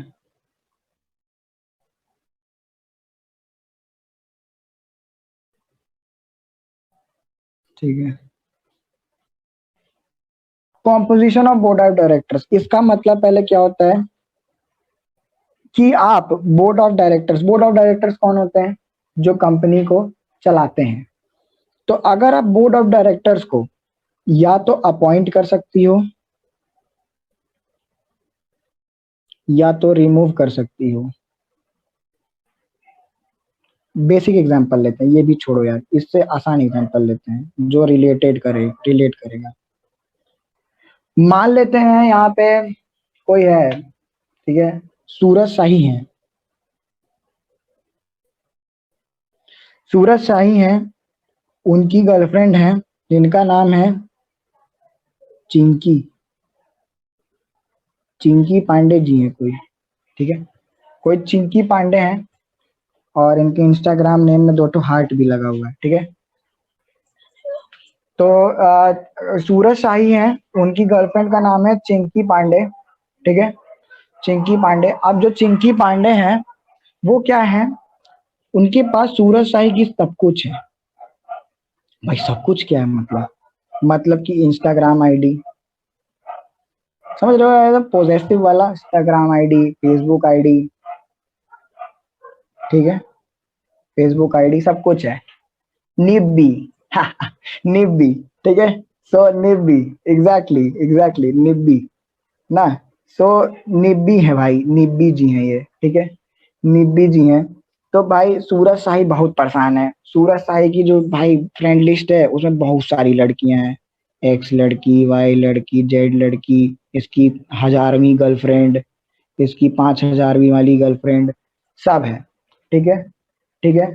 5000 गर्लफ्रेंड्स क्या जितनी भी लड़कियां हैं, इसके खूब फ्रेंड लिस्ट में सिर्फ लड़कियां ही लड़कियां भरी हुई है। एक से एक अननोन आईडी को फॉलो करता है। सूरज तो सूरज हमारे जो है वो भाई एकदम अब जो लड़की दिखी, एंजल प्रिया को भी ये फॉलो करता है, ठीक है, एंजल प्रिया को भी फॉलो करता है। तो अब भाई जो चिंकी पांडे ये बड़ी पॉजिटिव टाइप की है, पॉजिटिव टाइप की भी है, ठीक है, बड़ी पॉजिटिव है भाई, बहुत ज्यादा। भाई सूरज साई हमारा हीरा जैसा लड़का, हीरा जैसा लड़का भाई एकदम। तो इसको कोई और चुरा के ला ले जाए भाई, बस निब्बा मत बन जाना तो जो चिंकी पांडे जी हैं भाई, ये एकदम हीरा लड़का पा गई हैं। तो भाई ये बड़ी पॉजिटिव है लेके सूरज को, ठीक, सूरज को पॉजिटिव है। तो भाई जब इन्होंने इंस्टाग्राम आईडी ली तो उन्होंने चैट्स पढ़ी, मैं तुम्हें जब भी हेल्प हो बताना, मैं तुम्हारे लिए घर तक सामान पहुंचा दूंगा। अगर लॉकडाउन में कोई, फिर एक वाई लड़की है, तुम्हें अगर लॉकडाउन में कोई दिक्कत महसूस होगी तो बताना, मैं तुम्हारे लिए कोरोना की वैक्सीन घर पे पहुंचवा दूंगा, ठीक है। ये एक एक्स लड़की से बात की, एक वाई लड़की, एक और जेड लड़की थी। जेड लड़की से इन्होंने बोला, तुम टेंशन मत लो, तुम टेंशन मत लो, मैं तुम्हारे बॉयफ्रेंड से बात करूंगा और फिर मैं उसे इस दुनिया से उड़ा दूंगा। अरे नहीं नहीं नहीं नहीं नहीं नहीं नहीं, मतलब कि मैं तुम्हारे रिलेशनशिप को ठीक कर दूंगा, ठीक है। So this was all about Suraj was doing on on Instagram. अब भाई क्या हुआ कि भाई इनकी पॉजिटिव गर्लफ्रेंड ने भाई कहा, मुझे को चाहिए तुम्हारी फेसबुक आईडी, मुझे चाहिए तुम्हारी फेसबुक आईडी, इंस्टाग्राम आईडी। उसने मांग लिया, इसने दे दिया। पासवर्ड में क्या था, निब्बा निब्बी लव इज द पासवर्ड, और आईडी का नाम था सूरज शाही, ठीक है। सो भाई आईडी पासवर्ड मिल गया। फोन खोला, फोन खोला भाई, इनकी जो चिंकी पांडे जी थे उन्होंने फोन खोला। इन्होंने देखा भाई साहब लड़कियां ही नहीं है भाई। इन्होंने देखा एंजल प्रिया, ओ भाई भाई साहब। फिर ढिंचक पूजा को भी फॉलो करता है भाई, ये ढिंचक पूजा को भी फॉलो करता है, ठीक है, ढिंचक पूजा को भी फॉलो करता है, ठीक। तो भाई हर तरफ लड़की ही लड़की, ये भाई इनका पारा गरम, भाई पॉसेसिव। फिर ये सारी चैट्स पढ़ा और दिमाग खराब, ये लड़का मेरे हाथ से चला जाएगा, मेरे हाथ से लड़का ही चला जाएगा। क्या किया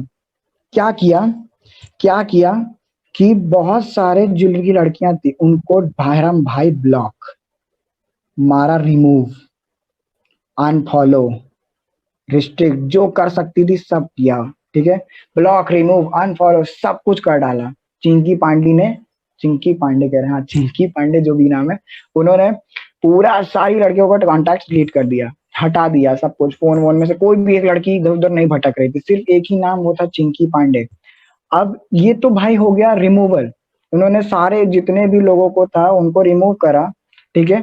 साथ ही साथ साथ ही साथ साथ ही साथ क्या हुआ, अपनी कुछ फेक आईडी जिसमें उसका नाम था एंजल, एंजल डूड, नहीं एंजल नहीं, क्या नाम रख सकते हैं यार, चलो कुछ भी रख लेते हैं, निब्बी सबसे बड़ी वाली, ठीक है, सबसे बड़ी वाली निब्बी, सबसे बड़ी वाली। एक नाम, एक आईडी थी चिंकी पांडे की फेक आईडी। फिर एक और आईडी थी ऐसे करके एस एस लव करके, जो भी कर लो, एस एस लव करके, बहुत सारी आईडी इसमें ऐड कर दी। मतलब कि क्या किया, अपॉइंट कर दिया, ठीक है, अपॉइंट कर दिया। सो बहुत सारी आईडीज को रिमूव भी किया और बहुत सारी आईडीज को ऐड भी किया, मतलब अपॉइंट किया, ठीक है, तो इसका मतलब हम क्या समझेंगे? इसका मतलब हम ये समझेंगे कि भाई वो दिन दूर नहीं है, वो दिन दूर नहीं है जिस दिन सूरज शाही गला दबा के चिंकी पांडे को मार डालेंगे। साला मेरी सारी लड़की को तुमने दूर कर दिया, ये आजाद फेक आईडी से तुम घुस गई हो मेरी आईडी में ताक झांक निगरानी करने के लिए।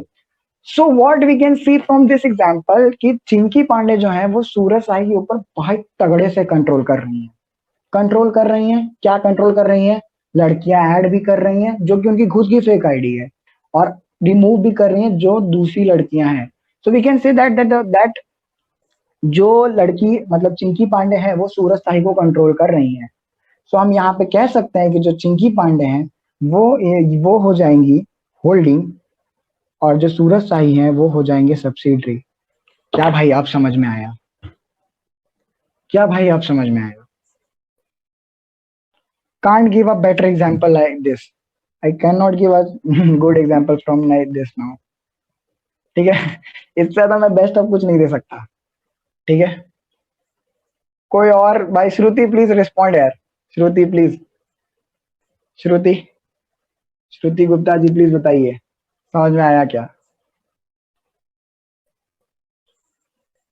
श्रुति मतलब कंपनी किसी और की मैनेज कोई और कर रहा। एग्जैक्टली मैनेजमेंट पे बात मत लेके जाओ ना, तुम बस ये समझो कि अगर कोई एक्स तुम्हारा कोई बॉयफ्रेंड है, तुम उसके कंट्रोल कर रही हो, तो तुम उसकी कौन हो गई? होल्डिंग, और वो तुम्हारा क्या हो गया? सब्सिडरी। बस बात खत्म। अगर तुम उसको कंट्रोल कर रही हो क्या, तो उसको वो खाएगा पिएगा कब जाएगा, बाबू ने खाना खाया, बाबू ने ये किया, बाबू ने वो किया, ये सब आप पूछ रहे हो, कंट्रोल कर रहे हो। मतलब फिर लड़कियों को ऐड कर रहे हो, लड़कियों को रिमूव कर रहे हो, तो you are playing with that ID of that particular person और योर बॉयफ्रेंड। तो वो चीजें जो आप कर रहे हो, that is kind of a control, that you are appointing someone and removing someone from the life of that particular person जो आपका बॉयफ्रेंड या गर्लफ्रेंड है। ठीक है, तो इसका मतलब कि आप उसको कंट्रोल कर रहे हो। तो कंट्रोल कर रहे हो, मैंने क्या लिखा था? Control the composition of board of directors. मतलब कि क्या कि आप अपॉइंट भी कर सकते हो, रिमूव भी कर सकते हो majority of board of directors को। इसी को हम composition of board of directors कहते हैं।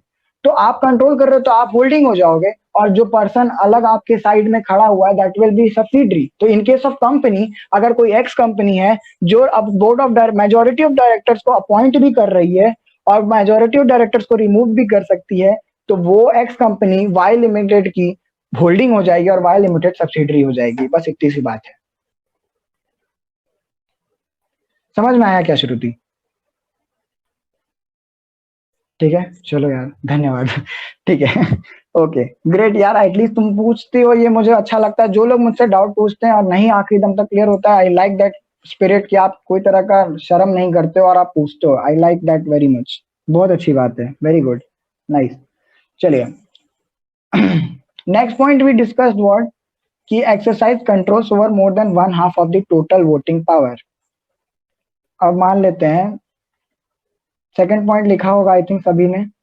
तो मान लेते हैं कि कोई एक कंपनी जिसका नाम है बॉटल लिमिटेड और एक ढक्कन लिमिटेड। एक है बॉटल लिमिटेड, एक है ढक्कन लिमिटेड। तो भाई बॉटल लिमिटेड जो है, जो बॉटल लिमिटेड है वो ढक्कन लिमिटेड में 50.1% of the total voting power hold करता है। बॉटल लिमिटेड ढक्कन लिमिटेड में 50.1%, मैंने क्या बोला था? मोर देन वन हाफ। मोर देन वन हाफ मतलब 50% भी नहीं, 50% से ज्यादा। मोर मोर देन वन हाफ, ये अगर 50% लिख दूंगा तो भाई ये नहीं होगा। मोर देन वन हाफ मतलब 50% से ज्यादा होना चाहिए, मतलब ये 50.2 हो, 50.3 हो तब चलेगा। ठीक है, बट 50% भी नहीं होगा। मोर देन वन हाफ मतलब कि 50% से ज्यादा, मतलब हाफ से ज्यादा। हाफ से ज्यादा मतलब अगर 100% है कोई चीज तो उसका हाफ से ज्यादा क्या होगा? 50.1। पहला पॉइंट तो यही होगा ना। तो मान लेते हैं कि बॉटल लिमिटेड और ढक्कन लिमिटेड में 50.1% of the total voting rights hold कर रही है। तो भाई इमीडिएटली बॉटल लिमिटेड आपकी होल्डिंग कंपनी हो जाएगी, होल्डिंग कंपनी हो जाएगी, और जो ढक्कन लिमिटेड है वो आपकी सब्सिडरी कंपनी हो जाएगी। बहुत सिंपल सा पॉइंट, बहुत सिंपल सा point. Are you getting this point? Please respond. आपको समझ में आया क्या? जिनको समझ में आया हाँ बताइए। एकदम सिंपल सा पॉइंट था, सिंपल सा पॉइंट था ना, सिंपल सा पॉइंट था। ठीक है, चलिए इसी पे कुछ फिर क्वेश्चन भी पूछ लिया जाए, इसी पे क्वेश्चन भी पूछ लिया जाए। एक है धर्म लिमिटेड, एक है भरम लिमिटेड। धर्म भरम है दो कंपनी। धर्म जो है वो भरम में दो चीजें होल्ड करता है, 51% of the paid up share capital and 40% of the voting power, 40% of the voting power. बताइए कौन होल्डिंग है, कौन सा, मतलब क्या धर्म लिमिटेड भरम की होल्डिंग है? क्या धर्म लिमिटेड, क्या धर्म लिमिटेड भरम लिमिटेड का होल्डिंग कंपनी है? नहीं। नहीं क्यों? नहीं क्यों? अरे ये क्या बोल रहे हो आप लोग, ये क्या बोल रहे हो आप लोग? 40% ऑफ वोटिंग, अरे तो ये भी तो है, ये पॉइंट भी तो है। अरे कितने सारे कंपनी में याद होगा वो पेड अप शेयर कैपिटल, वो हम लोग वो गवर्नमेंट कंपनी में बोलते थे 51% कोई paid up share capital hold करता हो, या स्मॉल कंपनी में भी हमने पढ़ा था, बहुत जगह मैंने पढ़ाया था कि आप paid up share capital hold करते हो तो आप उसको होल्ड कर रहे हो, एक तरीके से आप एक्सरसाइज कर रहे हो उसमें पावर। तो 51% of the paid up share capital भी है और 40% ऑफ द वोटिंग पावर है। बताइए धर्म लिमिटेड की होल्डिंग कंपनी है या नहीं है?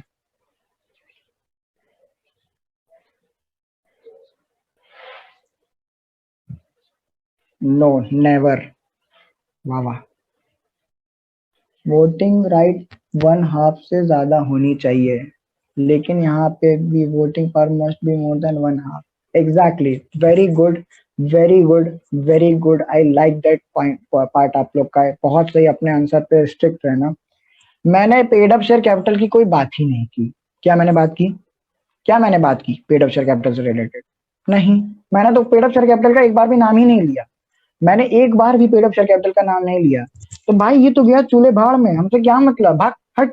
ये इसका क्या करेंगे हम, इसका कोई जरूरत नहीं है हमको, किससे मतलब है? हम जब भी होल्डिंग और सब्सिडरी देखेंगे तो वहां दो ही चीज देखेंगे कि क्या वो composition of board of director को कंट्रोल कर रही है, अगर कर रही है हाँ तो वो होल्डिंग हो जाएगी, ठीक है।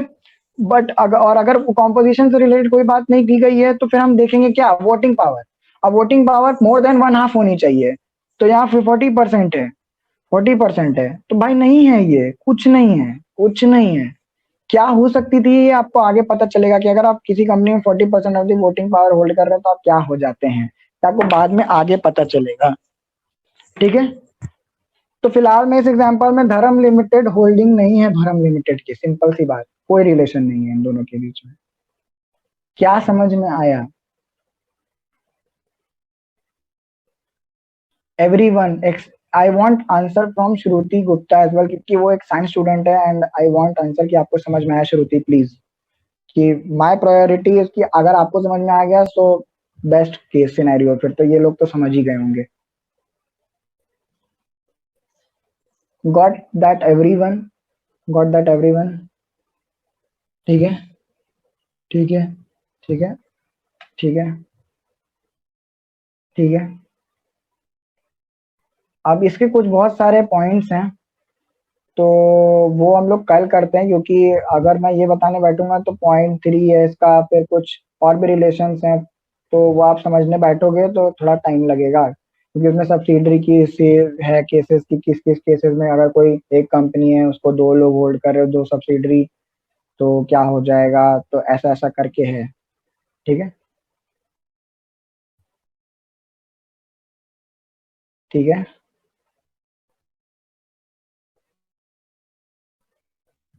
समझ में आया?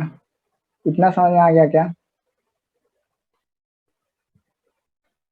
ठीक है, ओके, चलिए, बहुत ही शानदार। कल होल्डिंग सब्सिडरी खत्म हो जाएगा, then we will move to foreign company, foreign के बाद हम करेंगे निधि कंपनी, निधि कंपनी के बाद हम करेंगे प्रोड्यूसर कंपनी, एसोसिएट कंपनी। ये दो चार कंपनी और है, छोटी छोटी हैं दोनों, फटाफट हो जाएंगी, ठीक है। कुछ अनाउंसमेंट करना था मेरे को, कुछ अनाउंसमेंट करना था। पहली बात तो आप ये बताइए कि निकिता दीदी का क्लास आप लोगों को कैसा लगा फॉर इकोनॉमिक्स? दीदी ने क्लास लिया था, how many of you like the class? Please बताइएगा, एवरीवन प्लीज रिस्पॉन्ड। अच्छा था, खराब था, क्या था, प्लीज ऐसा बेफिक्रे होके बोलिए। मस्त था एकदम ना? शी टॉट वेरी वेल, बहुत अच्छा पढ़ाई थी वो। I was all there in the class. अच्छा था ना? सो मी एंड निकिता दीदी are planning for economics revision for you all. हम और दीदी मिलके आप लोग के लिए इकोनॉमिक्स का रिवीजन ला रहे हैं फॉर जो कि बिजनेस में करा ही रहा हूँ, एंड मी एंड दीदी both will be taking some part, हम अपने हिसाब से लेंगे। And we are planning for economics revision. Also, maybe Aditi Gupta will join us. Maybe Aditi Gupta for economics, जो economics की mentor है. Maybe she will be joining us for the macro part, and micro will be dealt by us. That is Nikita Didi and me. ठीक है? So याद रखिएगा कि now the amount of classes are increasing day by day. ठीक है? मे भी हो सकता है मैं दिन में आपको 2 बार दिखाई दूं क्लास के लिए, जिसमें 1 घंटा हम इकोनॉमिक्स करेंगे, 1 घंटा हम ऑर्गेनाइजेशन करेंगे, मतलब business basically, organisation, management and environment. So economics का हम रिवीजन लेके आ रहे हैं। दीदी started the first chapter but now I will continue that part, and दीदी will take I think on Sunday, I think, I am not pretty sure, but from Sunday she will be taking your class, and she will take 2 classes in a week. मतलब एक वो Monday को लेंगी and एक वो Sunday को लेंगी। ठीक है? मतलब संडे एंड मंडे लगातार 2 दिन वो क्लास लेंगी, and from Tuesday to Saturday I will take economics part, जिसमें मैं बेसिक कवर करूंगा, like for example that is utility, ordinal approach, cardinal approach, TU, MU and all, ये सब जो आता रहता है पेपर में, and indifference curve, budget line, then demand factors, फिर इलास्टिसिटी, फिर इलास्टिसिटी तक मैं लूंगा, एंड सप्लाई भी मैं ले लूंगा, सप्लाई भी मैं ही ले लूंगा, सप्लाई की इलास्टिसिटी भी शायद मैं ही ले लूंगा, I think, I am not pretty sure about that. Then दीदी विल कवर प्रोडक्शन, मतलब आपका 2 चैप्टर साथ में चलता रहेगा। मे बी इधर अगर मैं पढ़ा रहा हूँ डिमांड, तो may be there you will be studying production function, revenue और कॉस्ट। वो प्रोडक्शन फंक्शन, कॉस्ट, रेवेन्यू और मार्केट रिफॉर्म्स, वो चारों वो लेंगी माइक्रो में से। And I will be taking your consumer behaviour, demand and supply elasticity, मतलब डिमांड में demand forces and all, and supply forces and all. So I hope आप लोग को मजा आएगा इसमें, क्योंकि we will be taking a good session of this, and आपका एक अच्छा सॉलिड रिवीजन कराया जाएगा।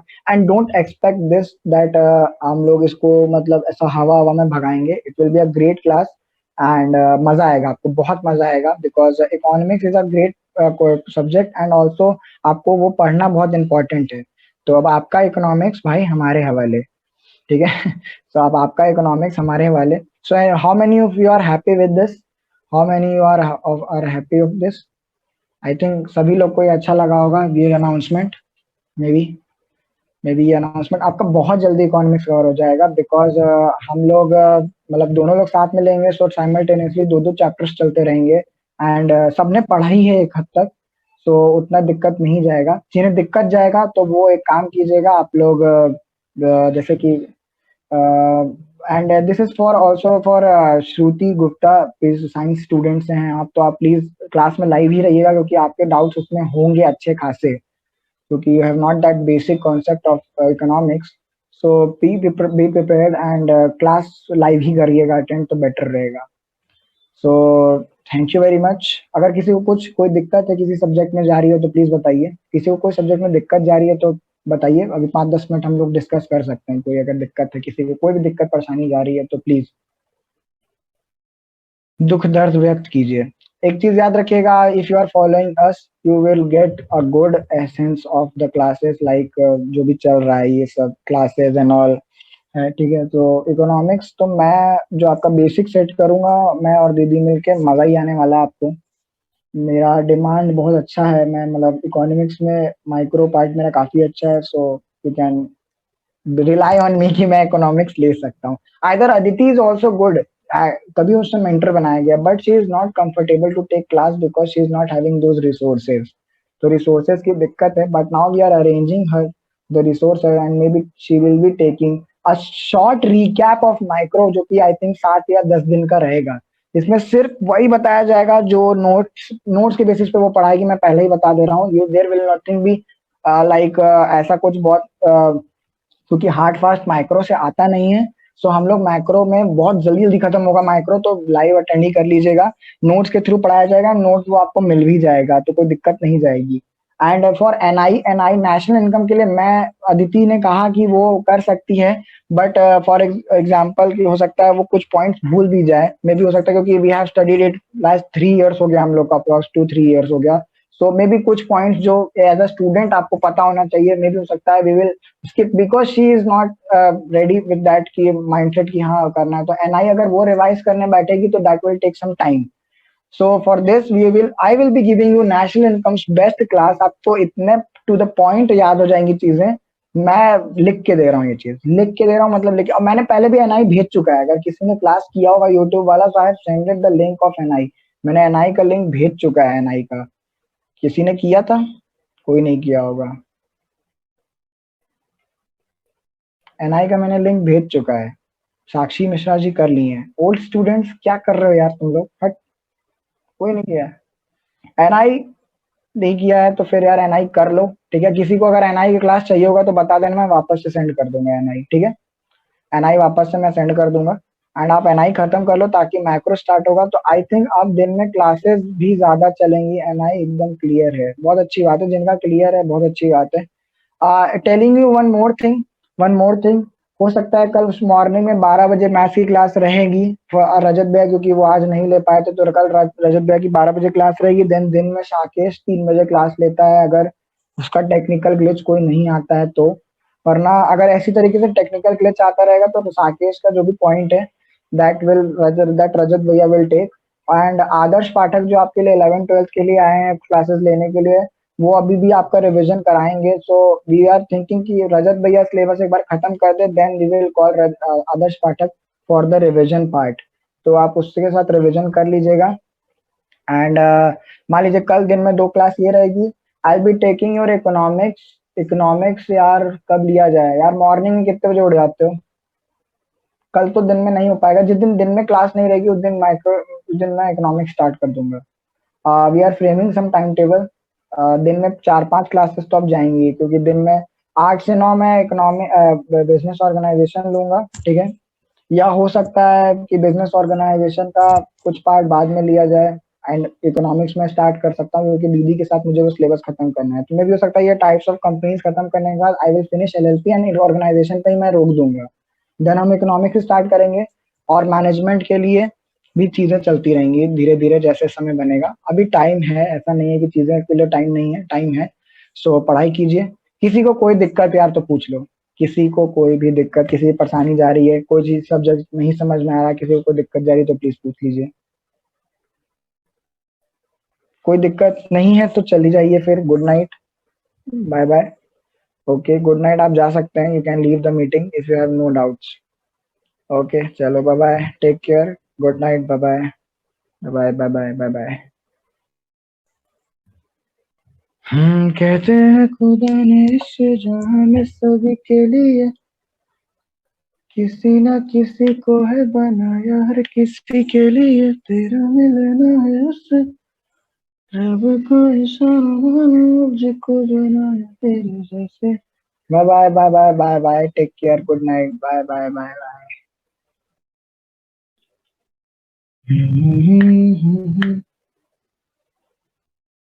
वो तुझे देख देख सोना, तुझे देख कर है जगना, मैंने ये जिंदगानी संग तेरे बितानी, मुझ में बसी है तेरी जान है, जिया धड़क धड़क, जिया धड़क धड़क, जिया धड़क धड़क जाए। ये कौन बैठा हुआ है अभी भी मीटिंग में? अरे अरे जा सकते हैं आप लोग जा सकते हैं आप लोग, bye bye bye bye.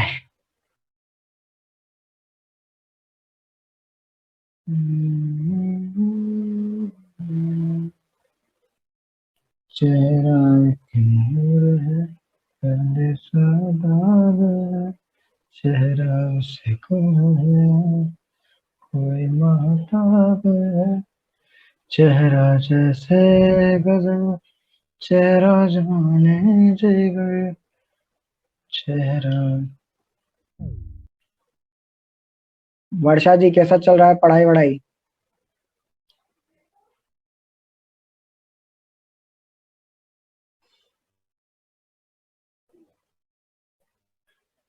You can off the mic and tell.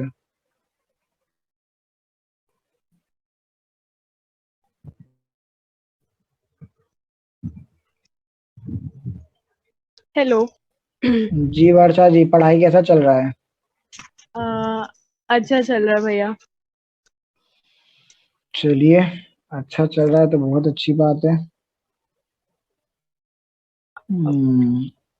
बस और थोड़ा बताओ। सा बस थोड़ा सा मतलब सब कुछ मिल रहा है। अब ये है कि चीजों को सिंक्रोनाइज करके चलना है, बस ये लग रहा है अब।